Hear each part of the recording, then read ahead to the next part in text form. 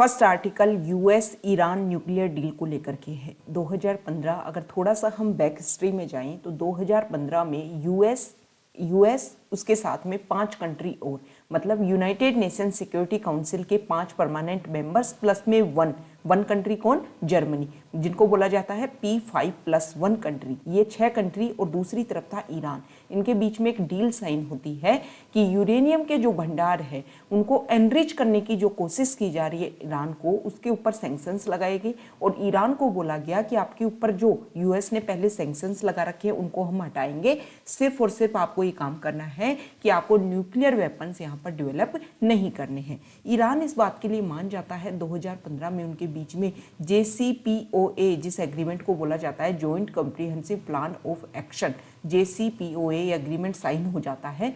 लेकिन 2016 में जब यूएस में चुनाव होते हैं तो मिस्टर ट्रंप वहाँ पर नए राष्ट्रपति आते हैं और मई 2018 में मिस्टर ट्रंप ईरान के साथ में जो डील हुई थी 2015 में उसके साथ में वापसी कर लेते हैं। मिस्टर ट्रंप का ये कहना था कि जो डील हुई थी ना उसमें और ज़्यादा चेंजेज होने चाहिए, ईरान के ऊपर और ज़्यादा प्रतिबंध लगाने चाहिए कि नहीं आप तो ये भी नहीं कर सकते, वो भी नहीं कर सकते। और इसको लेकर के यूएस ने अपने हाथ पीछे खींच लिए। यूएस चाहता था कि ईरान खुद आगे से आए और बोले कि आप जो सैंक्शन, जो भी आपको बात रखनी है रखिए, प्लीज़ हमारे ऊपर सैंक्शंस हटाइए, इस डील को दोबारा रिवाइवल कीजिए। लेकिन जो ईरान है उसने और जो कंट्री है China, Russia, UK, France, Germany, इनसे एक बात बोली कि अगर आप अपनी इस एग्रीमेंट के ऊपर रुके रहेंगे, इस बात को अगर मानेंगे, जो हमारे बीच में बातचीत हुई थी उस एग्रीमेंट को अगर हम मानेंगे तो हमारे बीच में जो ट्रेड रिलेशन है वो अगर आप बनाए रखेंगे तो ये जो डील है ना वो चलती रहेगी। लेकिन इन 5 देशों ने भी क्या किया कि सिर्फ बातचीत की, सिर्फ स्टेटमेंट दिए कि हाँ हम मानेंगे इस डील को और ये एग्रीमेंट साइन हुआ था और हमें मानना भी चाहिए। लेकिन बातचीत से आगे इन कंट्रीज ने कुछ भी नहीं किया ईरान के लिए। इसी को ध्यान में रखते हुए 2019 तक तो ईरान ने वेट किया और उसके बाद में ईरान ने दोबारा अपने जो यूरेनियम के भंडार है उनको एनरिच करने लग गया। अगर हम देखें कुछ सैंक्शंस की अगर हम बात करें तो ईरान के ऊपर सैंक्शंस लगाए गए थे कि ईरान 300 किलोग्राम से ज़्यादा जो लो एनरिच यूरेनियम है उसको इकट्ठा नहीं करेगा। लो एनरिच यूरेनियम और एनरिच्ड यूरेनियम, जब आप इस एग्रीमेंट को पढ़ते हो तो ये टर्म बार बार आती है, तो इसके लिए आपको बेसिक फैक्ट समझना होगा। देखो जो नेचुरल यूरेनियम होता है U-235, इसमें जो नेचुरल यूरेनियम में यूरेनियम की मात्रा बहुत कम होती है, 0.7% के लगभग ही होती है। बाद में उसको एनरिच किया जाता है। एनरिच जिस प्रोसीजर जहाँ पर किया जाता है वो होते हैं सेंट्रीफ्यूजेज, और जब उसमें एनरिच किया जाता है, जब 90% तक उसमें एनरिच किया जाता है तब जाकर के वो न्यूक्लियर वेपन्स बनाने में कारगर होता है। तो ईरान ने क्या किया है, हैवी वाटर को स्टोर कर लिया है 130 मिलियन मीट्रिक टन तक उन्होंने हैवी वाटर स्टोर कर लिया है। इसके अलावा जो यूरेनियम का एनरिचमेंट लेवल है उसको 3.67% से 4.5% तक एनरिचमेंट कर लिया है। इसके अलावा जो सेंट्रीफ्यूजेज हैं उनके ऊपर बहुत सारे रिसर्च एंड डेवलपमेंट किए। कब किए हैं, जब उसके ऊपर जो 2018 में उस एग्रीमेंट से बाहर आ गया यूएस और देशों ने भी जब ईरान का साथ नहीं दिया, उसके बाद में ईरान ने ये काम किया। अब क्या हो रहा है, 2020 में फिर से चुनाव होते हैं और 2021 में नए राष्ट्रपति मिस्टर जो बाइडेन बन जाते हैं। जैसे ही जो बाइडेन अपना चुनाव प्रचार प्रसार कर रहे थे तभी उन्होंने बोला था कि वो ईरान के साथ, अगर वो राष्ट्रपति बनते हैं तो ईरान के साथ इस एग्रीमेंट को दोबारा वो साइन करेंगे। इसी के उन्होंने हाल फिलहाल में उन्होंने ऐसे साइन दिए हैं कि वो दोबारा चाहते हैं। एक फर्स्ट अगर उनकी प्रायोरिटी देखें तो उन्होंने एक स्पेशल एनवॉय को अपॉइंट किया है जो किसके लिए, इसके लिए बात कर सके। इसके अलावा उन्होंने सऊदी अरेबिया में, यमन में वॉर चल रहा था और यमन में एक तरफ तो थी यमन की सरकार जो सऊदी अरेबिया जिसको सपोर्ट कर रहा है, और दूसरी तरफ यहाँ पर हैती रिबेल्स हैं जिनको बोला जाता है कि ईरान उनको सपोर्ट कर रहा है। तो यूएस पहले सपोर्ट करता था सऊदी अरेबिया को कि आप वॉर करते रहे, लेकिन अब यूएस ने बोल दिया कि हम आपको सपोर्ट नहीं करेंगे। इसके अलावा भी उन्होंने बहुत सारी कोशिश की है कि ईरान के साथ में जो बातचीत है वो की जाए। इसी का नतीजा रहा कि अभी वियना में टॉक्स हुई। हालांकि यूएस ने डायरेक्ट टॉक नहीं की ईरान के साथ में। यूएस के अलावा जो 5 कंट्रीज है जिन्होंने 2015 के एग्रीमेंट में भाग लिया था, उन्होंने ईरान के साथ में बातचीत की, लेकिन यूएस के जो स्पेशल एनवॉय हैं वो भी वहाँ पर प्रेजेंट थे उस समय। अब देखो सीधी सी बात ये है, यूएस ने बोला है कि अगर आप इस एग्रीमेंट पे वापस आते हो तो $1 बिलियन जो आपकी ईरानियन मनी साउथ कोरिया में फ्रोजन है उनको हम करेंगे वापस, आपको दिलाने की कोशिश करेंगे। बदले में आपको 20% यूरेनियम एनरिचमेंट पर अपने आप को ख़त्म करना है, मतलब इतने पर आपको रोकना है। तो ईरान ने बोला कि देखो ये तो बहुत मामूली बात है, हम एक न्यूक्लियर एग्रीमेंट साइन कर रहे हैं, तो ये तो बहुत छोटी बात है। आप अपना जो क्राइटेरिया है उसको इंक्रीज कीजिए, और जब आप इंक्रीज करेंगे तो खुद ब खुद ईरान जो है वो आपके साथ में सहयोग के लिए हमेशा खड़ा रहेगा। क्योंकि 2018 में जब यूएस ने हाथ पीछे खींच लिए तब भी ईरान ने तो ये कोशिश की थी कि ये एग्रीमेंट बना रहे। अब ईरान, क्योंकि देखो इस समय जो पाला है, जो गेंद है वो ईरान के पक्ष में है, और ईरान चाहे वैसे यूएस को मोल्ड कर सकता है। एक मेन कारण ये भी है कि जून में चुनाव होने वाले हैं ईरान में, तो ईरान में नई सरकार बने, हो सकता है यही सरकार रिपीट हो या नई सरकार बने, उससे पहले ही यूएस चाहता है कि ये एग्रीमेंट साइन हो जाए। उसके अलावा बाहर से भी कुछ प्रॉब्लम्स होती जा रही हैं, जैसे सऊदी अरेबिया और इजराइल, ये दोनों यूएस के सपोर्टर हैं, मतलब यूएस के एलीज हैं, और वो नहीं चाहते। उन्होंने बार बार स्टेटमेंट भी दिया है कि अब जब एग्रीमेंट साइन हो और वेस्ट एशिया में आप इस तरीके के एग्रीमेंट साइन करने की कोशिश कर रहे हो तो हमें भी इस एग्रीमेंट में बुलाओ, हमें भी रिप्रेजेंटेटिव के रूप में अपॉइंट करो, हम भी अपनी बात रखेंगे। तो सऊदी अरेबिया और इजराइल का जो भी विरोध प्रदर्शन होगा वो यूएस को झेलना पड़ सकता है। इसके अलावा अभी रेड सी में ईरान की एक वेसल, उसके ऊपर क्या कर दिया, अटैक कर दिया इजराइल ने। तो ये सारे देखो एक तरीके से एक्सटर्नल फोर्स हैं ये जो इफेक्ट कर सकते हैं इस एग्रीमेंट को। तो ये बहुत अच्छा टाइम है यूएस को और ईरान को, अन्य देशों के साथ में जो चाहते हैं कि ये एग्रीमेंट अच्छे से साइन हो। इन एक्सटर्नल डेंजर से बाहर आने के अलावा जो इंटरनल डेंजर्स हैं उनको भी सामना करना होगा, एक्सटर्नल डेंजर्स को भी सामना करना होगा, और जो प्रॉब्लम है उसको सोल्व करनी होगी, और एक अच्छा एग्रीमेंट साइन करना होगा जो दोनों ही देशों के पक्ष में हो। नेक्स्ट आर्टिकल यहाँ देखिए, सबसे पहले हम कॉन्टेक्स्ट की बात करते हैं। अभी क्या हुआ, यूएस की एक 7 फ्लीट जो है, यूएस की 7 फ्लीट, उसने हमारे इंडिया का जो 200 नॉटिकल माइल तक इंडिया की जो दूरी है समुद्र में, वहाँ पर यूएस की 7 फ्लीट के कुछ जहाज जिनमें एक तरीके से वेपन्स थे, जिनका यूज वो किसी एक्सरसाइज के लिए कर सकते हैं या किसी भी वॉर के लिए कर सकते हैं, मतलब वॉरफेयर वेपन्स उसमें मौजूद थे, उन्होंने एंट्री कर दी। ये कॉन्टेक्स्ट है। अब इस आर्टिकल को समझने के लिए सबसे पहले एक एक पॉइंट को हम समझेंगे कि कुछ टर्म्स हैं जैसे अनक्लोज, UNCLOS, EEZ, इसके अलावा जो फ्लीट ये है, इसके अलावा जो UN कन्वेंशन है, हमारे इंडिया का खुद का मैरीटाइम कुछ फैक्ट हैं, ये सारे पॉइंट हम समझेंगे, तब हमें समझ में आएगा कि ये आर्टिकल है क्या, ये क्यों न्यूज़ में है। सबसे पहले हम समझते हैं EEZ।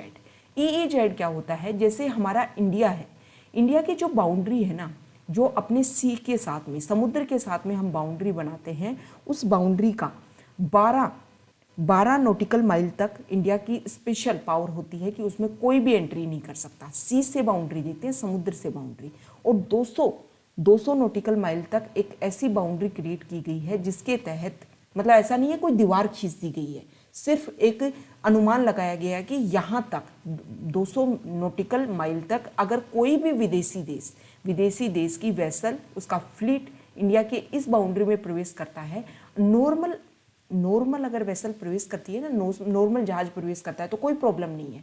जैसे कोई शिप जा रहा है, कोई सामान लेके जा रहा है तो कोई प्रॉब्लम नहीं है, लेकिन अगर उसमें वेपन है, वारफेयर वेपन है, एक्सरसाइज के लिए कहीं जा रहा है तो प्रॉब्लम है।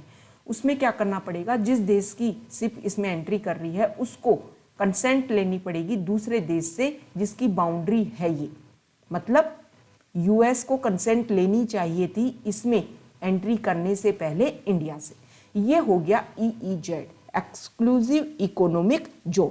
अब इस एक्सक्लूसिव इकोनॉमिक जोन में 200 नॉटिकल माइल तक जो है, समुद्री सीमा से 200 नॉटिकल माइल तक, उसमें इंडिया को स्पेशली इस एरिया में जो लिविंग और नॉन लिविंग रिसोर्सेज हैं उनके मैनेजमेंट के लिए, उनके कंजर्व के लिए ये सारी रिस्पॉन्सिबिलिटी इंडिया के पास है। इंडिया उनको एक्सप्लोर कर सकता है, एक्सप्लॉइट कर सकता है, मतलब ये सारी रिस्पॉन्सिबिलिटी इंडिया के पास है। अब दूसरा हम देखते हैं फ्लीट क्या होता है। फ्लीट होता है बहुत सारी जहाज़ों का एक बेड़ा, बहुत सारी जहाज़ों का एक बेड़ा जो किसी कॉमन एक टारगेट है उसके लिए एक जगह से दूसरी जगह पर जा रही हैं, तो ये फ्लीट है। अब हम देखते हैं सेवन फ्लीट। देखो जो यूएस है वो काफ़ी बड़ा एक कंट्री है, पूरे वर्ल्ड में ग्लोबल लेवल पर उसकी काफ़ी पावर है, लोग मानते हैं उसको। तो उसकी जो नेवी है वो काफ़ी एरिया में डिवाइडेड है, जैसे seventh fleet, first fleet navy, second fleet navy, third fleet navy, fourth fleet navy. तो पूरे वर्ल्ड के जो सीज है ना उनको ओवरव्यू करने के लिए यूएस ने अपनी इस नेवी को जगह जगह पर अपॉइंट कर रखा है। ये जो सेवन्थ फ्लीट नेवी है ये इंडो पैसिफिक जो रीजन है उसको एक तरीके से देखभाल करने की कोशिश करता है। तो ये हमने फ्लीट देख लिया। अब हम देखते हैं UNCLOS, मतलब United Nation Convention on the Law of the Sea. 1982 में ये लॉ आया था, इंटरनेशनल ट्रीटी है। इसमें इस इंटरनेशनल ट्रीटी में वर्ल्ड के जो सी हैं, ओशियन हैं, उनका किस तरीके से यूज किया जाना है उसके लिए रेगुलेटरी फ्रेमवर्क बनाया गया था। 1982 में ये लॉ ट्रीटी साइन हुई थी। इंडिया ने इसको साइन किया है 1995 में और यूएस ने अभी तक इसको रेटिफाई नहीं किया है। वर्तमान में इसके 168 पार्टीज हैं, जिसमें से 167 तो कंट्रीज हैं। 167 स्टेट्स में कौन कौन आते हैं? 164 तो यूनाइटेड नेशन के मेंबर हैं। इसके अलावा एक यूएन ऑब्जर्वर स्टेट फिलिस्तीन, इसके अलावा कुक आइलैंड, न्यूनी और यूरोपियन यूनियन, इस तरीके मिलके के 168 इसके मेंबर कंट्रीज हो जाते हैं। अब ये हमने देख लिया UNCLOS को लेकर के। अब हम देखते हैं इंडिया का क्या लॉ है मैरीटाइम को लेकर के। इंडिया ने अपने खुद के पर्सनल लॉ बना रखे हैं 1976 में, मैरीटाइम जोन एक्ट। इसके तहत देखो जो इंटरनेशनल ट्रीटी है ना सी के ऊपर, उसमें कुछ नहीं बोला गया है। उसके एक क्लोज में सिर्फ ये बोला गया है कि जो सी है उसका यूज किया जाता है स्पेशल किसी पॉइंट के लिए भी, स्पेशल किसी टारगेट के लिए भी। उसी पॉइंट को उठाया है यूएस ने कि इस ट्रीटी के तहत ये बोला गया है कि कोई भी देश किसी भी सी को यूज कर सकता है। अब आगे हम देखेंगे कि क्यों कंसर्न क्यों हो रहा है। अब इंडिया का जो लॉ है 1976 का, वो ये बोलता है कि 200 नॉटिकल माइल तक जो दूरी है हमारी तटवर्ती एरिया से, उसमें इंडिया का स्पेशल कंसर्न है, स्पेशल इंडिया का टारगेट है, वो स्पेशली इंडिया के अंडर आता है। ये हमने देख लिया इंडिया का लॉ। अब हम देखते हैं FONOP, जिसको लेकर के फ्रीडम ऑफ नेविगेशन ऑपरेशन। ये यूएस नेवी का जो 7th फ्लीट है उसके द्वारा फ्रीडम ऑफ नेविगेशन ऑपरेशन किया जाता है। ऐसा नहीं है पहली बार किया जा रहा है, बहुत बार ये किया जा रहा है। ऐसा नहीं है पहली बार हमारे एक्सक्लूसिव इकोनॉमिक जोन से इंडिया यूएस के फ्लीट गुजरे हैं, बहुत बार गुजरे हैं। इस बार प्रॉब्लम पता है क्या हो गई? यूएस की जो नेवी है उसने स्टेटमेंट दिया है कि हम लक्षद्वीप के वहाँ से गुजरे 130 नॉटिकल माइल तक, इंडिया की जो सोर्स से जो डिस्टेंस है 130 नॉटिकल माइल के अंदर से हम गुजरे और हम ऐसे ही गुजरेंगे। क्यों? उन्होंने बोला कि 1982 की जो ट्रीटी है उसमें ऐसा कुछ नहीं बोल रखा है कि सी का यूज सिर्फ जिसके साथ में उस सी की बॉर्डर टच हो रही है वो ही उसका 200 नॉटिकल माइल तक उसका यूज कर सकता है। अब देखो सीधी सी बात है, इंडिया ने वो ट्रीटी की बात हो रही है ना। अब पहली बात, यूएस ने तो उस ट्रीटी को साइन ही नहीं कर रखा है, रेटिफाई नहीं कर रखा, तो यूएस तो उस ट्रीटी को कैसे आधार बना सकता है, फाउंडेशन कैसे बना सकता है उस जब आपने उस चीज़ के लिए आप उस चीज़ के ऊपर रिलाई नहीं कर रहे हो, आप उसके ऊपर विश्वास ही नहीं कर रहे हो। विश्वास करते तो रेटिफाई करते ना। तो आपने जब आप उसको रेटिफाई नहीं किया है तो आप कैसे बोल सकते हो, उसको आधार कैसे बना सकते हो कि इसके आधार पर हम बोल रहे हैं कि नहीं नहीं ऐसा तो कुछ है ही नहीं। अब इंडिया ने अपने खुद के एक्ट के तहत ये बना रखा है, ऐसा उस ट्रीटी में नहीं है। तो ये मेन कंसर्न है। दूसरी बात क्या है कि देखो जो यूएस है वो चाइना को काउंटर करना चाहता है। वो चाहता है जैसे साउथ चाइना सी में चाइना काफ़ी बार अपना क्लेम करता रहता है, तो उसी को विरोध करने के लिए, उसी का अपोजिशन करने के लिए यूएस ये बोलता है कि जिस भी स्टेट ने, जिस भी कंट्री ने अपने खुद के पर्सनल लॉ बना रखे ना, उसको यूएस नहीं मानता है। ये बात है। तो यूएस के लिए काउंटर करने के लिए चाइना को काउंटर करने के लिए हो सकता है कि यूएस ने ऐसा किया हो। अब इस चीज़ को एक लेकर के कंसर्न ये भी है कि अभी क्वेड ग्रुप पे मीटिंग हुई थी जिसमें कोशिश की गई थी कि इंडो पैसिफिक रीजन को हम ओपन बनाएंगे, फ्री बनाएंगे, और एक तरीके से आप दूसरे के एक्सक्लूसिव इकोनॉमिक जोन में प्रवेश कर रहे हो, तो इसलिए भी कंसर्न है इस पॉइंट को लेकर के। और दूसरा पॉइंट ये है कि अभी तो देखो यूएस तो हमारा एलीज है, स्टेटमेंट नहीं देते और इससे पहले बहुत बार किया है, जाते रहते हैं, कोई बड़ी प्रॉब्लम नहीं है। तो इंडिया को कंसर्न ये है कि आज यूएस अपने शिप निकाल कर लेके आया है तो कल कोई दूसरा देश निकाल करके लेके जाएगा, तो ये तो बहुत बड़ी परेशानी क्रिएट हो जाएगी ना। तो देखो, एक्सक्लूसिव इकोनॉमिक जोन को लेकर के जो भी कंसर्न है इनको सोल्व करने की आवश्यकता है, जो भी हमारे बायलैटरल रिलेशन है उनको सोल्व करने की आवश्यकता है। Next news, India south Asian opportunity. कल भी हमने एक आर्टिकल डिस्कस किया था इंडिया और पाकिस्तान के रिलेशन को लेकर के। 25 फरवरी से लगभग अब तक ये माना जा रहा है कि इंडिया और पाकिस्तान के जो रिलेशन है वो काफ़ी नॉर्मल हो रहे हैं, काफ़ी शांत तरीके से दिख रहे हैं। 2003 के सीज फायर एग्रीमेंट पे भी हम दोबारा कोशिश कर रहे हैं कि दोबारा उस पर आ सके। इंडस स्ट्रेटी वाटर टॉक्स जो काफ़ी लंबे समय से एक तरीके से डिले हो रही थी, उसके ऊपर दोबारा से बातचीत हो रही है। और भी बहुत सारी बातचीतों से लग रहा है कि बैकडोर चैनल से इंडिया और पाकिस्तान के बीच में बातचीत हो रही है, उसके देखने को अच्छे रिजल्ट देखने को मिल रहे हैं। अब देखो, ये तो नॉर्मल पॉइंट हो गया। इस आर्टिकल में ये बोला गया है कि अगर ये इंडिया और पाकिस्तान के रिलेशन अच्छे हो जाते हैं तो ना सिर्फ इंडिया और पाकिस्तान के जो बायलैटरल मैटर है उसके लिए अच्छा होगा, बल्कि साउथ एशिया को ट्रांसफॉर्म करने के लिए भी ये बहुत ज़्यादा होगा। और इंडिया इसमें एक एसेंशियल पार्ट निभा सकता है साउथ एशिया को ट्रांसफॉर्म करने के लिए। क्यों? क्योंकि देखो, सार्क जो कोऑपरेशन है, सार्क जो एक ऑर्गेनाइजेशन है, वो काफ़ी लंबे समय से 2014 से इसकी अभी तक कोई मीटिंग नहीं हुई है। 2020 में वीडियो कॉन्फ्रेंसिंग के थ्रू अचानक से इंडिया ने बोला कि हम कोशिश करते हैं इसकी मीटिंग करने की, क्योंकि कोविड-19 पेंडेमिक की वजह से बहुत बड़ी परेशानी हो रही है और इसको सोल्व करना चाहिए सभी देशों को मिल करके। तो अगर इंडिया इसमें हेल्प करता है, पाकिस्तान की तरफ से भी अच्छा सपोर्टिव नेचर रहता है, तो हम सार्क को छोड़ करके हम दूसरे देश जैसे बिम्स्टेक, BBIN, इसके अलावा और भी जो रीजनल कोऑपरेशन हैं उनके ऊपर हम रिलाई करने की कोशिश कर रहे थे, उनकी तरफ अपना हाथ बढ़ा रहे थे। तो सार्क को अगर रिवाइवल कर लिया जाता है, और सार्क को रिवाइवल करने में जो मेजर प्रॉब्लम है वो इंडिया और पाकिस्तान के ही रिलेशन है। अब इंडिया का मेजर रोल इसलिए है कि अगर साउथ एशिया की GDP, एरिया, पॉपुलेशन, इन सब की बात करें तो इंडिया मेजर रोल निभाता है। जैसे लैंड एरिया में 62%, पॉपुलेशन में 75% और साउथ एशिया के रियल GDP में 83% इंडिया का रोल है। इसके अलावा साउथ एशिया के पाकिस्तान और बांग्लादेश भी 7.6% और 5.6% रीजनल GDP में रोल प्ले करते हैं। अगर हम साउथ एशिया को ट्रांसफॉर्म करते हैं तो एशियान चाइना का जो रोड एंड बेल्ट इनिशिएटिव है उसको ज्वाइन कर सकते हैं। इसके अलावा हम ये देखते हैं कि बहुत सारे रीजनल कोऑपरेशन है, जैसे आसियान है, बिम्स्टेक है, वो दोबारा से इंक्रीज हो रहे हैं। आसियान की अगर हम बात करें तो आसियान में 700 मिलियन वहाँ पर पॉपुलेशन है, लेकिन रियल GDP वहाँ पर $9 ट्रिलियन की है। वहाँ पर कैपिटा इनकम $14,000 है, क्योंकि वहाँ के जो देश है ना, जैसे वियतनाम जैसे देश काफ़ी ग्रो कर रहे हैं। इसी तरीके से इंडिया की अगर पॉपुलेशन की बात करें 1.9 बिलियन पॉपुलेशन है साउथ एशिया में, और सिर्फ GDP $12 ट्रिलियन है। मतलब जितनी पॉपुलेशन है उतनी GDP नहीं है। आसियान कंट्रीज जितनी पॉपुलेशन कम है लेकिन GDP बहुत ज़्यादा है कंपैरिजन में साउथ एशिया से। तो अगर ये प्रॉब्लम सोल्व होती है तो काफ़ी अच्छा होगा। तो यहाँ पे इंडिया का जो स्टैंड है वो काफ़ी इम्पोर्टेंट हो जाता है कि इंडिया को बड़ा सोचना चाहिए, एक बिग कंट्री के रूप में, बिग डेमोक्रेसी के रूप में काम करना चाहिए, ताकि साउथ एशिया जो है उसको हम चेंज कर सकें और इकोनॉमिक मिरेकल के रूप में उसको चेंज किया जा सके। हालांकि ऐसा लगता है कि इम्पॉसिबल है, लेकिन चाइना ने खुद की जो ग्रोथ है वो इसी तरीके से की थी कि लगता था कि नहीं हो सकता, लेकिन उन्होंने किया।